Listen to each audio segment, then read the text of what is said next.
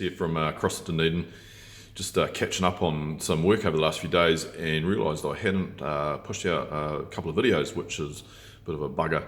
So here I am, and I thought what better way than to kind of go back to a couple of points I made early on my video journey around some nutrition and a couple of key points I made to help you get better or solve some of the challenges that you have with nutrition, eating, and all of the bullshit that's out there, and the challenges that if you do a search on Google, you're going to go, what the hell do I do? Well, those two rules or little tips I gave out initially were pretty simple, and people will say, oh, you charge people to tell them that? Yeah. And they were eat till you're 80% full.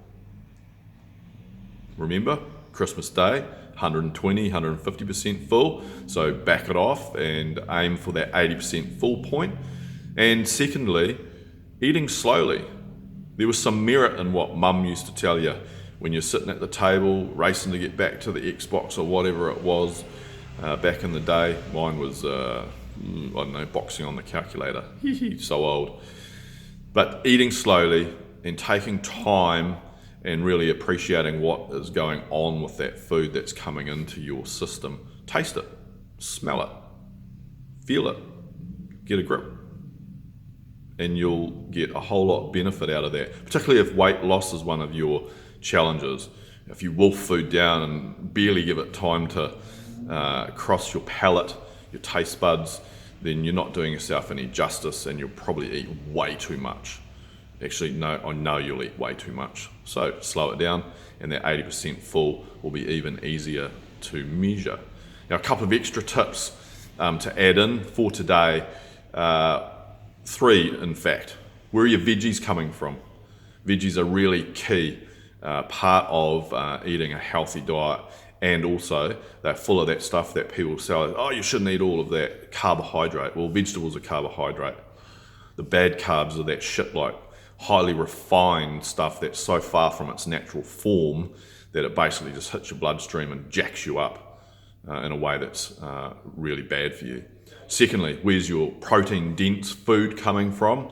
Now, you know, whether you're vegan, vegetarian, pescatarian, carnivore, whatever it is, you have to have a good solid form of dense protein in your diet, whether it's meat or soy or one of those things that will help you build muscle or replace muscle. And it's not about being a bodybuilder or any of that. Now, alternatively, you can augment this with protein powders, but make sure you're sourcing a really good quality one. And finally, where are the carbs? Now, we have to have carbohydrate in our diet. However, we can live without it. It's a macronutrient that, in terms of the science behind eating and that, and yeah, carbohydrates is one that we can completely remove. However, eating's going to be pretty thick and boring if you do that.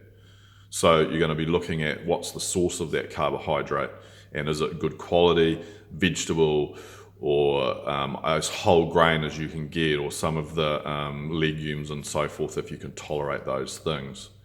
And actually, there's a third one that I'm going to add in for today, and I've talked about it before, fats. Where is your fat? Good source of fat. If you're a girl, each meal should have like a thumb size of fat in it. If you're a guy, 2 thumb sizes of fat. All right? Everyone says almonds are really healthy for you, but they gob down 4 or 5 handfuls. Now that's just fucking ludicrous.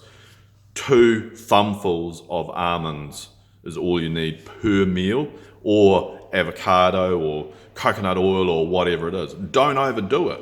Just because it says it's healthy on the packet, or you've heard that it's healthy, you can still have shitloads of them and you'll still not lose weight if that's your goal, or you won't process that food properly and it will end up in the saddlebags. All right, that's it for today, team. Looking forward to catching up again soon. Cheers.